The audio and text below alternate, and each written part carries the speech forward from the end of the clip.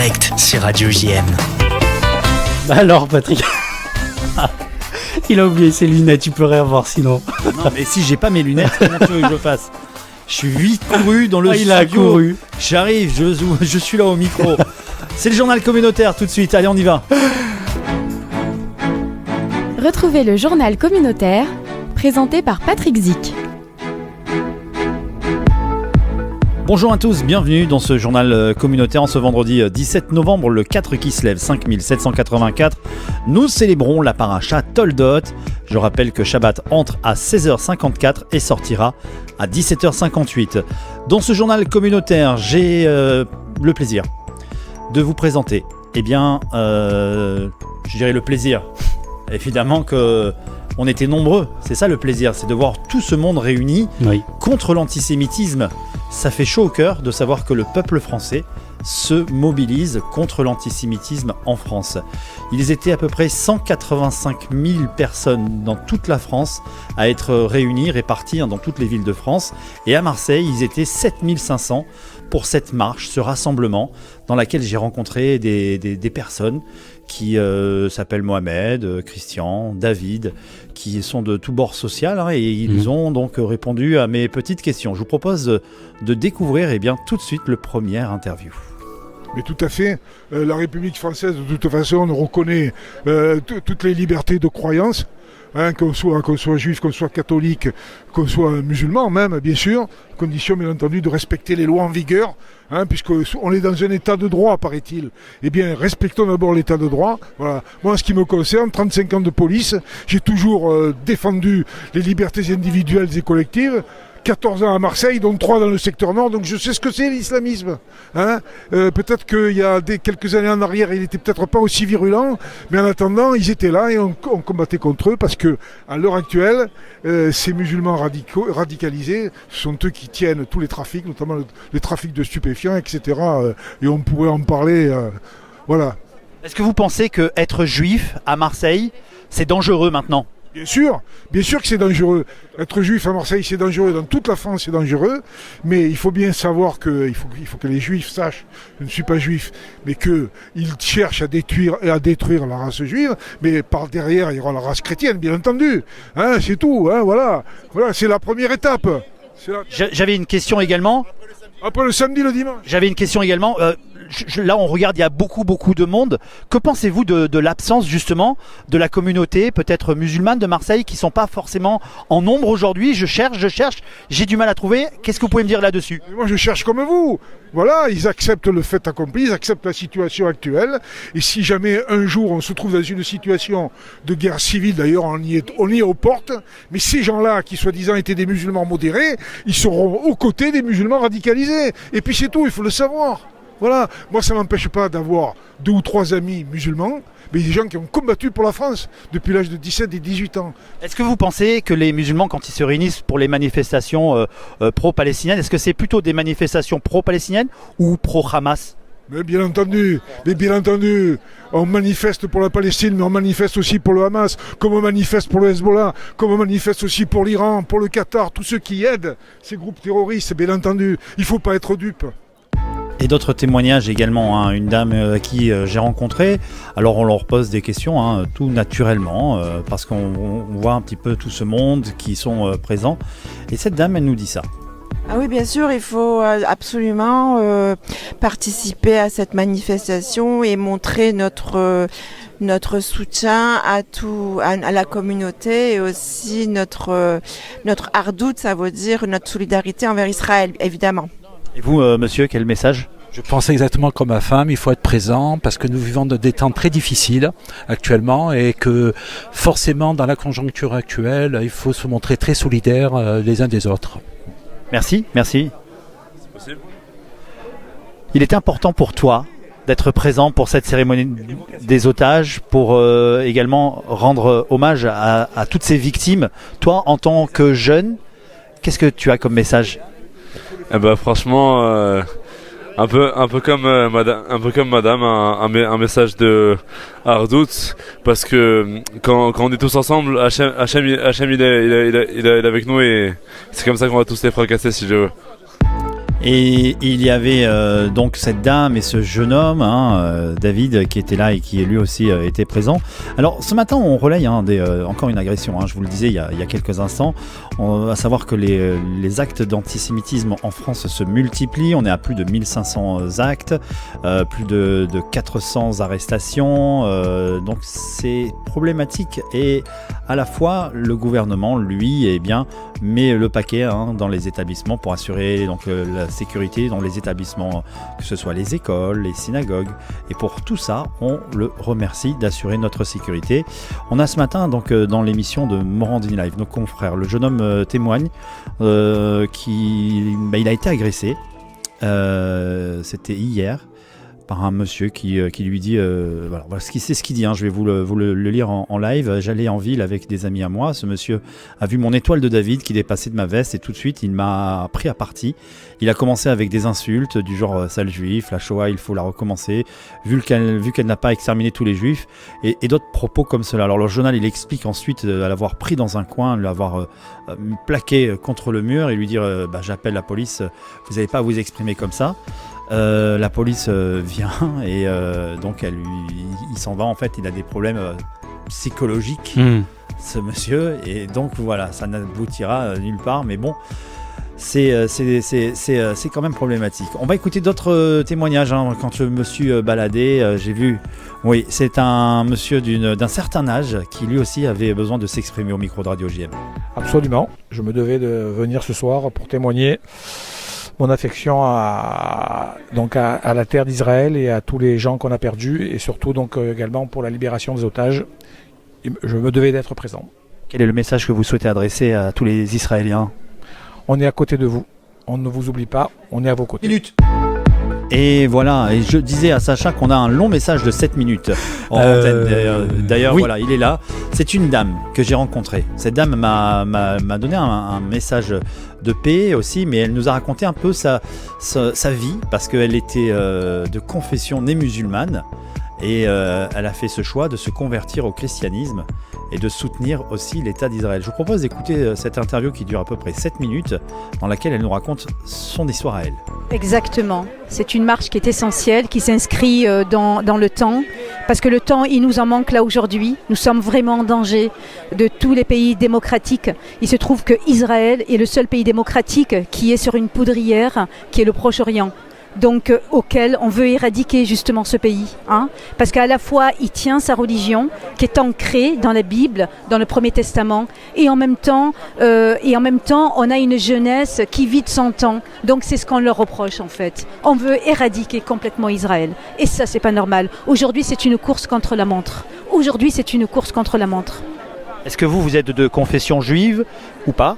Et que vous attachez justement de l'importance à être présent, à manifester avec cette pancarte pour la République, non à l'antisémitisme, liberté, égalité, fraternité. Moi, mes origines sont kabyles, de parents kabyles musulmans. J'ai été convertie au christianisme en voie d'être peut-être, je vais dire dans la confession même israélienne, juive. J'adore tout ce qui est judéo-chrétien. J'ai une passion pour Israël. Et voilà, donc je suis née musulmane et j'ai décidé d'être chrétienne, mais judéo-chrétienne. Ce que je comprends bien, c'est que vous avez donc eu une éducation musulmane depuis votre plus jeune âge ? Une culture arabo-musulmane, oui, parce que le Kabyle à l'époque, je veux dire, il était d'abord juif, après chrétien. Ils ont été islamisés par la force, par leur prophète Mahomet. Mais j'ai voulu, aujourd'hui, ça fait 10 ans que je suis devenue chrétienne, mais je dis judéo-chrétienne. Est-ce que l'entente à la maison, justement, le dialogue sur cette conversion se passe bien avec votre famille ? Non, c'est l'explosion. J'ai failli être frappée par mon beau-frère. Ma mère qui me dit encore il y a une semaine où je devais aller la voir, elle me dit c'est bien fait pour ces juifs, ils avaient qu'à mourir et c'est pas vrai, le bébé qui a été mis dans un four. Et j'ai dit alors tu entends que ce que tu veux entendre et tu te fermes les yeux. Donc c'est la guerre chez moi parce qu'ils savent que moi je suis maintenant. Elle me dit mais c'est normal, tu es chrétienne. Je lui dis non, je suis pas chrétienne, je suis judéo-chrétienne. Je lui dis et c'est pas normal. Sur quel canal tu vas trouver tes informations? Je lui dis c'est normal. Canal, Algérie ou maghrébin ou peu importe, forcément. Je lui dis, tu n'auras qu'une source d'information. Tu n'auras pas celle qui est vraiment diffusée. Alors vous qui avez des origines justement musulmanes, on regarde un petit peu sur la manifestation, le rassemblement, on voit pas, je dirais pas du tout, de personnes de confession musulmane. On est à Marseille ici, une population populaire, en majorité musulmane. Et comment ça se fait qu'il y ait une telle absence à cette manifestation contre l'antisémitisme ici à Marseille? Comment vous l'expliquez? Voilà, mais un musulman n'ira jamais à l'encontre de leurs frères, même si c'est faux, même si ils agissent dans la violence, ils seront solidaires d'un même mouvement. Ça veut dire d'un islam. C'est le culte, c'est l'islam, c'est la propension. Le but, moi qui ai étudié un petit peu le Coran, c'est d'aller conquérir. Hein. Donc même si leurs frères sont fautifs, sont dans le faux, non, il y aura cette entraide entre eux. Quel message justement donc vous adressez à cette communauté musulmane?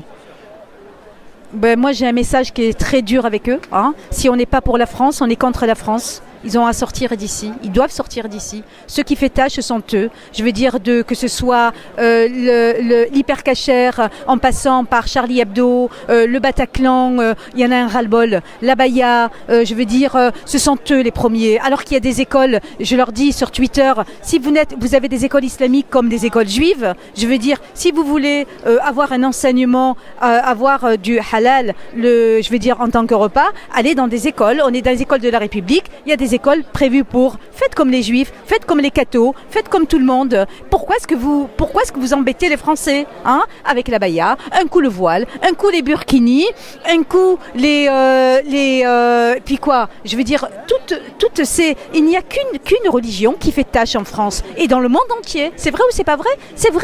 On n'entend que cette religion et c'est pas normal. C'est pas normal. On n'est pas en paix et tout se fait dans l'exagération, que ce soit à Londres, en Allemagne, un peu partout. Ils font maintenant des démonstrations de prières, de rues. Tout ça, c'est pour de la dissuasion. C'est pour faire peur, vous voyez. Ils prennent tout. Alors qu'ils ont, même à l'aéroport de Roissy, hein, ils ont des salles pour le culte. Pourquoi est-ce qu'ils l'ont fait au milieu? Pourquoi est-ce qu'ils font ça? Il y a des salles. En plus, elle a été, embellie ou rénovée, vous voyez. Donc, ils ont des salles à disposition. Pourquoi est-ce qu'ils le font au milieu? Quel est leur but? Quel est Et je me pose même la question, je vais encore plus loin, sur le harcèlement scolaire. J'ai posé des questions en ligne à Gabriel Attal de me dire le profil type. C'est pas normal ce qui se passe. Parce qu'on dit les réseaux, j'ai pas l'impression qu'au niveau des pourcentages des écoles privées catholiques, il y ait autant. Il y a un quota. On me dit que c'est un phénomène de société. Je ne pense pas. Qu'est-ce qui se cache derrière? Je pense que c'est encore les mêmes. Je suis sûre que ce sont les mêmes. Alors je vois que vous parlez vraiment avec le cœur ouvert, que vous avez un vrai message. Et moi j'aimerais vous poser cette question. Quel message vous adressez à la communauté juive de Marseille qui aujourd'hui se sent en danger? Le message, c'est que nous, même les chrétiens, je pense que l'aide, ils l'auront avec les chrétiens. Parce que moi, je prône pour vraiment un culte judéo-chrétien. J'adore l'Ancien Testament. Ce matin, j'étais encore dans les lectures à la messe.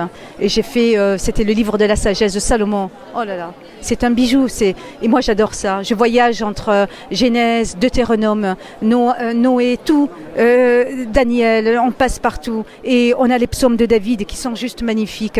Et j'y vais, je suis avec Franck Tapiro et j'envoie des psaumes pour essayer vraiment d'apporter de la paix. Et je suis abonnée sur les soldats quand ils chantent entre eux. Je veux dire entre deux combats. Je vois qu'il y a un véritable amour. Et je chante et j'apprends l'hébreu aujourd'hui. J'apprends l'hébreu. J'ai demandé ce que je veux, c'est ça. J'adore. On dirait que il y a quelque chose en moi. Vous avez le visage qui est à la fois ému lorsque vous parlez et à la fois il s'illumine avec plein d'étoiles dans les yeux. Je respire Israël, mais j'aime Israël, si vous saviez. Mais je pourrais mourir pour Israël. Je vais avoir la double nationalité, je vais vivre là-bas. Mes enfants le savent. Une fois que ma fille a fini ses études, j'ai dit Jérusalem. C'est moi, c'est Jérusalem. Quel message et quel témoignage de cette dame qui parlait et qui s'exprimait avec son cœur. Eh bien, dans la suite des choses, il y avait des messieurs, des dames, des grands, et puis également des petits-enfants. Comment tu t'appelles? Elia. Elia, quel est le message que tu vas adresser à tous les Israéliens qui nous écoutent aujourd'hui et à tous les Marseillais? Qu'ils vivent et qu'ils soient en bonne santé. Ah, et qu'est-ce que tu veux leur donner comme message d'amour aussi? Qui va bien. Tu les aimes? Oui. Et tu dirais Am Israël Chai? Oui. 1, 2, 3. Am Israël Chai. Tu connais une chanson ou pas? Am Israël, Yamé, C'est mignon. Hein. C'est trop mignon. C'est trop mignon. Ah là là. Et puis parmi toutes ces personnes, il y a un monsieur qui m'a donc interpellé. Et il souhaitait s'exprimer. Il s'appelle Hamid Rémy. Alors Hamid, j'aimerais vous poser une question. Il est important pour vous d'être présent, je pense, aujourd'hui à cette marche contre l'antisémitisme. Vous êtes sorti de la maison, vous vous êtes dit aujourd'hui j'y serai à Marseille à 15h, je resterai, je manifesterai justement mon soutien à la communauté juive de Marseille. Tout à fait, donc tout simplement parce que c'est un acte de solidarité surtout et avec une approche tout à fait humaniste. Mais j'étais aussi hier à la manifestation aussi qui avait lieu pour le cesser le feu à Gaza. Je suis dans les deux manifestations parce que les deux manifestations au fond c'est plutôt de l'inclusion. Parce que tous les discours que l'on entend haineux, qui sont des discours d'exclusion, de monter un peuple sur l'autre, je pense qu'il est grand temps de cesser de trouver des discours de discernement et vraiment d'aller vers une solution de pacification et de paix. Ouais. Alors, on dit que en Palestine, il n'y a pas vraiment de leader politique qui soit suffisamment crédible pour discuter. Quelle est votre analyse, vous, personnelle? Qui est l'interlocuteur avec qui on va pouvoir discuter justement pour une solution de paix durable et que les Palestiniens puissent être tranquilles sur leur terre? Alors le problème de fond il est bien plus important que ce que vous venez de dire parce que si on fait une analyse systémique, c'est pas un représentant du mouvement palestinien, c'est surtout au niveau des organisations internationales, l'organisation européenne, les Nations Unies, toutes ces organisations, ces institutions ont un rôle fondamental à jouer dans vraiment la mise en œuvre de la paix dans cette région du monde qui est complètement déstabilisée et qui entraîne dans une spirale qui peut être une spirale de l'horreur. Aujourd'hui, je pense que il faut regarder plutôt les Européens, regarder les Nations Unies, les États-Unis, pour vraiment mettre en œuvre ce processus de paix que l'on attend depuis des décennies. Est-ce que vous pensez que les musulmans font aujourd'hui un amalgame entre juifs israéliens, juifs français, sionistes, antisémitisme? Oui, justement, la source de la problématique aujourd'hui vient de cette confusion, de cette incompréhension des différents mots. Les gens ne savent même plus ce que ça veut dire antisémite, ne savent plus ce que c'est un musulman, un juif. Donc c'est pour ça qu'aujourd'hui, il y a un certain nombre peut-être d'acteurs qui profitent de cette situation de confusion pour générer les conflits et les séparations. Je pense qu'aujourd'hui, l'exemple qu'on peut dire aujourd'hui, c'est comme à Marseille, c'est très cosmopolite. On arrive à cohabiter dans la diversité et c'est possible de vivre ensemble avec de la diversité philosophique, religieuse, politique, peu importe. Mais aujourd'hui, on a des exemples concrets dans des villes du monde où on peut cohabiter. Et je pense qu'il est grand temps de plutôt aller vers un discours de paix paisible et serein que de monter les uns et les autres dans un conflit qui est complètement inutile et destructif pour l'humanité. Quel message vous adressez à la communauté juive de Marseille? Quel est votre message d'amour, de soutien? Je les soutiens pleinement. Je suis avec eux. Je suis musulman et je suis là avec eux. Et je leur dis de tout mon cœur que je suis solidaire avec eux, que pour moi c'est des frères. Donc je suis totalement et sans ambiguïté avec ce peuple-là. Merci Hamid. Alors les musulmans de Marseille, ils n'étaient pas forcément très nombreux, mais ceux qui étaient là, ils avaient un vrai message à leur adresser en leur disant n'ayez pas peur, venez. Parce qu'ils savaient très bien qu'il y en a qui avaient peut-être une certaine appréhension de venir. Et parmi donc ces musulmans, ils étaient là, mobilisés évidemment.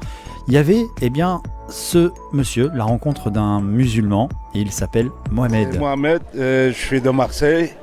On est là, Marseille, c'est comme un jardin où il y a des roses.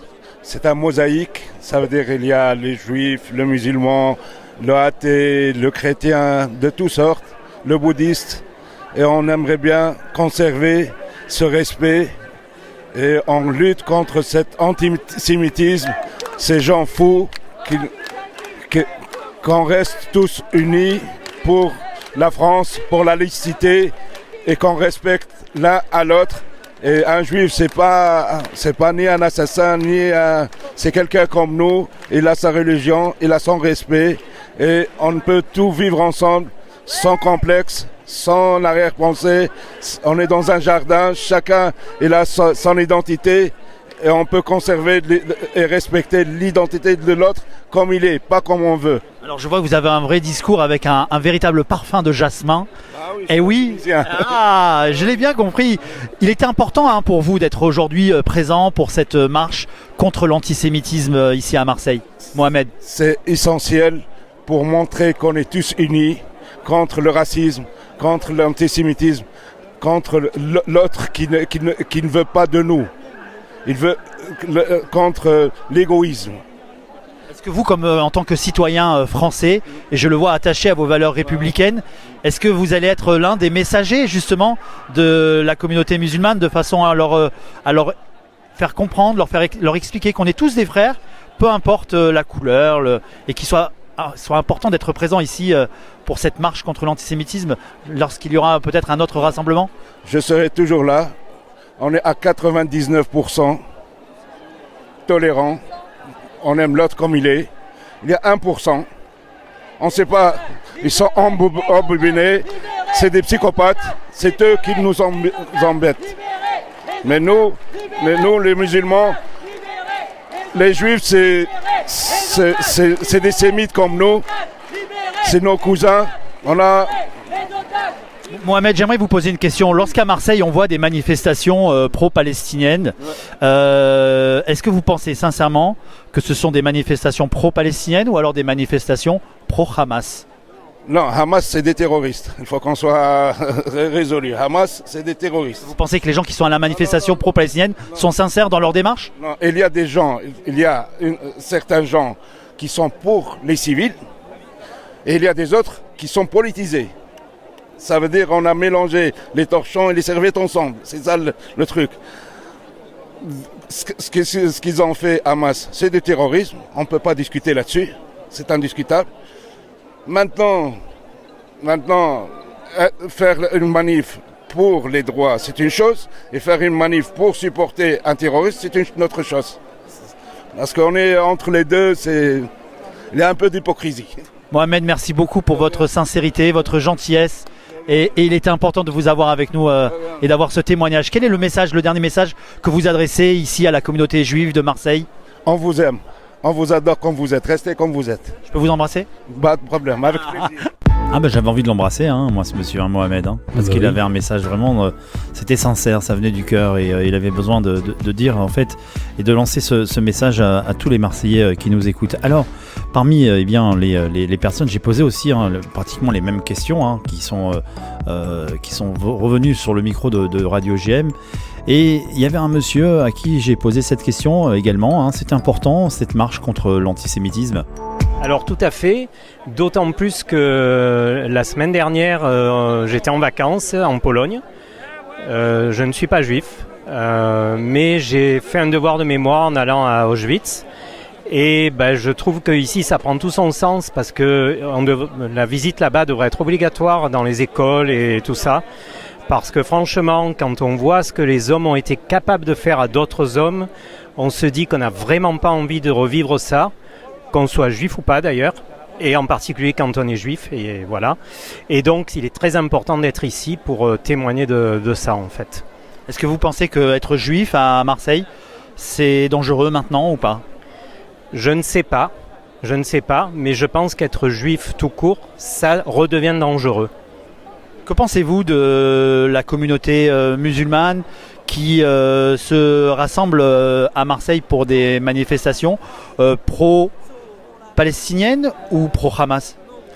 Alors, très honnêtement, je ne sais pas si elles se rassemblent pro-Hamas ou pro-palestinien. Ce qui est sûr, c'est qu'on est dans une période où il y a réellement un amalgame qui est fait entre plein de choses et que le danger semble revenir. Et il y a une forte communauté musulmane à Marseille, souvent peu éduquée, vous couperez si vous voulez, mais partout où il n'y a pas de culture, partout où il n'y a pas d'éducation, il y a un danger de nationalisme et il y a un vrai danger de haine de l'autre et en particulier de haine contre les juifs.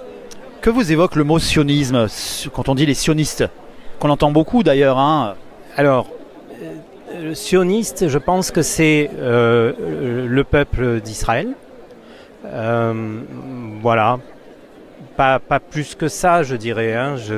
C'est très compliqué parce qu'il y a beaucoup de récupération politique, il y a beaucoup de mélange des genres et je me sens pas très à l'aise vis-à-vis de toutes ces notions en fait. Et c'est déjà presque la fin de notre journal communautaire, mais j'ai un petit dernier interview, un petit dernier témoignage à qui j'ai abordé la question du mot sionisme. On écoute ou pas ? C'était pas important, c'était capital pour moi. Je pense qu'aujourd'hui il fallait redonner l'essence même du mot fraternité qui fait partie de notre slogan national. Il faut montrer cette unité, il faut montrer ce rassemblement, il faut montrer ce soutien. Et il était important aussi qu'il n'y ait pas de récupération politique. Je pense que moi je suis élu, j'ai fait le choix de venir sans écharpe parce que je suis là en tant que citoyen aujourd'hui et c'était pour moi capital d'être présent et je suis content de voir que ce mouvement a été suivi, cette marche a montré de la fraternité, tout s'est très bien passé, il y a eu de l'unité, il y a eu du soutien et surtout ça s'est passé dans une très bonne ambiance et c'était là le message d'apaisement qu'il fallait porter. Et voilà, c'est déjà donc la fin de notre journal communautaire. J'étais ravi de vous l'avoir présenté. La semaine prochaine, nous retrouverons un nouveau numéro. Je vous rappelle qu'en ce vendredi 17 novembre, 4 qui se lève, 5784 Paracha Toldot. Ça va rentrer à 16h54 et ça sortira à 17h58. Voilà. Shabbat Shalom à tous. À la semaine prochaine. Shabbat Shalom. Retrouvez le journal communautaire présenté par Patrick Zic. C'est la grande émission de Shabbat en direct sur Radio JM. Et c'est l'information tout de suite non, sur Radio JM. On écoute un petit Eden Rasson avant. Ouais, c'est vrai, je vois, je suis décalé.